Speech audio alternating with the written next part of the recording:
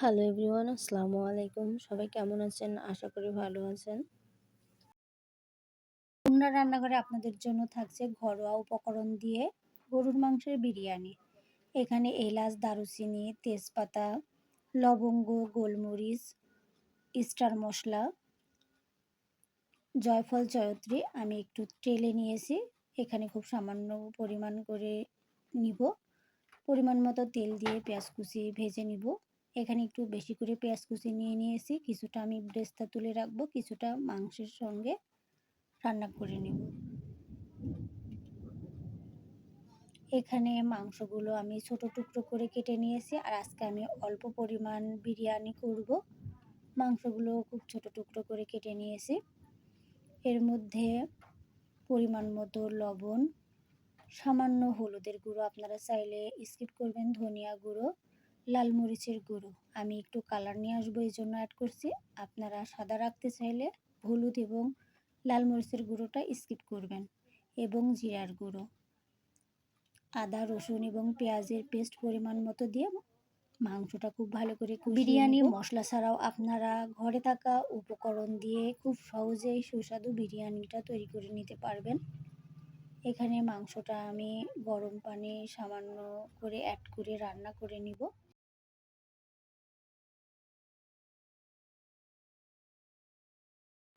এখানে জয়ফল আমি একটা পুরোটা অ্যাড করব না,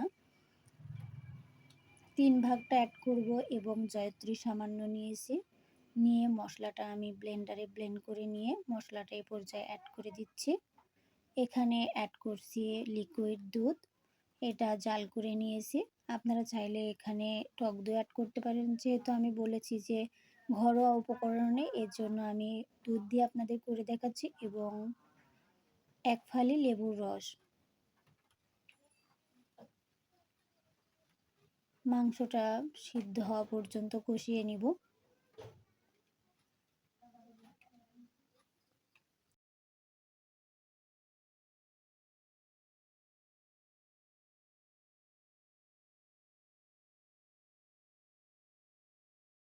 নতুন বন্ধু যারা আমার ভিডিওটি দেখছেন, আমার চ্যানেলটি সাবস্ক্রাইব করে পাশে থাকবেন এবং বেল বাটনটি অন করে রাখবেন।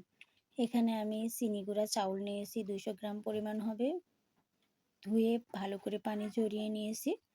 এখন মাংসগুলো তুলে যে এক্সট্রা মশলা ছিল সেই মশলার সঙ্গে ভেজে নিব, আর চাউলটা খুব ভালো করে ভেজে নিতে হবে। এখানে এক্সট্রা করে 2টো এলাচ, 2-3 টুকরো দারুচিনি এবং 2টা তেজপাতা দিয়ে চালটা খুব ভালো করে ভেজে নিব।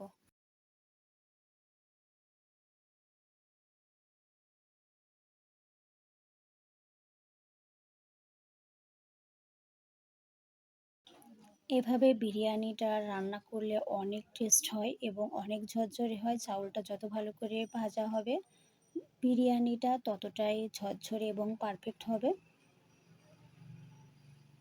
এখানে পরিমাণ মতো আমি গরম পানি অ্যাড করে দিচ্ছি। পাত্রে আপনারা চাউল নেবেন, সে পাত্রের ডাবল পানি নিতে হবে। পোলাওতে আপনারা ডাবল পানি নেবেন, কিন্তু বিরিয়ানি ঝরঝরে করতে চাইলে আপনারা 2 পট চাল নিলে আপনারা 4 পট পানি না দিয়ে সেখানে 3 পট পানি দেবেন, এতে বিরিয়ানিটা অনেক ঝরঝরে হবে। এখানে পরিমাণ মতো লবণ, 4-5টা কাঁচা মরিচ, সিদ্ধ করে রাখা মাংস এবং 1 টেবিল চামচ পরিমাণ কেওড়া জল, 1 চা চামচ উঁচু করে চিনি। অবশ্যই চিনিটা এখানে অ্যাড করার চেষ্টা করবেন, বিরিয়ানির টেস্টটা দ্বিগুণ বেড়ে যাবে। খুব ভালো করে মিশিয়ে নিয়ে কিছু সময় ঢাকা দিয়ে রান্নাটা করে নেব। ভালো করে মিশিয়ে নিয়ে ঢাকা দিয়ে কিছু সময় রান্না করে নেব। কিছুক্ষণ পরে দেখুন পানি একদমই শুকিয়ে গেছে। একটু নেড়ে চেড়ে কিছু সময় একটু দমে রান্নাটা করে নিব। আপনারা অল্প পরিমাণ মাংস এবং ঘরোয়া উপকরণ দিয়েই সুস্বাদু বাসায় তৈরি করে নিতে পারবেন এই গরুর মাংসের বিরিয়ানিটা।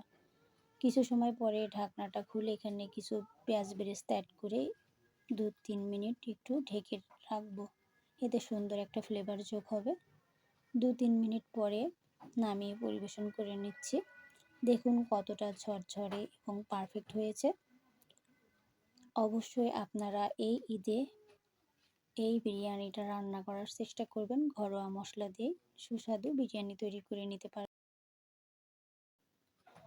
আশা করি সবার কাছে অনেক ভালো লাগবে। আজকের আমার এই বিরিয়ানিটা আপনাদের কাছে কেমন লাগলো অবশ্যই কমেন্ট বক্সে জানিয়ে যাবেন। ভালো লাগলে আপনারা বাসায় একবার ট্রাই করবেন। এই ঈদে অবশ্যই আপনারা এই ঘরোয়া উপকরণ দিয়ে গরুর মাংসের বিরিয়ানিটা রান্না করার চেষ্টা করবেন। দেখতে যেমন লোভনীয় হবে, খেতে দুর্দান্ত টেস্ট হবে। ভালো লাগলে আমার ভিডিওটি অবশ্যই শেয়ার করতে ভুলবেন না। এখানে আমি সালাদ এবং লেবুর সঙ্গে পরিবেশন করে নিয়েছি।